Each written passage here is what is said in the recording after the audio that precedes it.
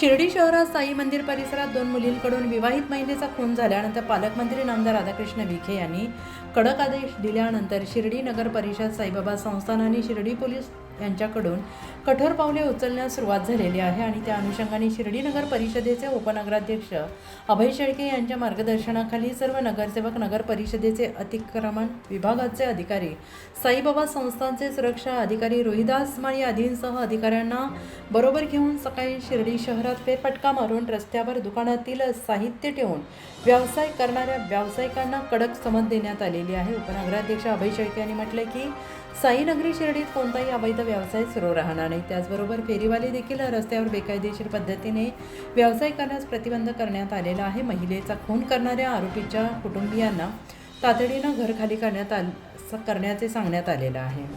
शिर्डी नगर परिषद, शिर्डी पोलीस, साईबाबा संस्थान एकत्रित उपाययोजना। रस्त्यावर कोणालाही बसू दिलं जाणार नाही।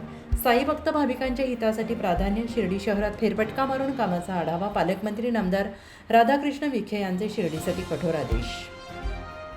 तुमच्या भागातील प्रत्येक बातमी पाहण्यासाठी तसेच अशाच ताज्या आणि विश्वासार्ह घडामोडींसाठी उत्तर महाराष्ट्र न्यूज नेटवर्क सोबत जोडलेले रहा।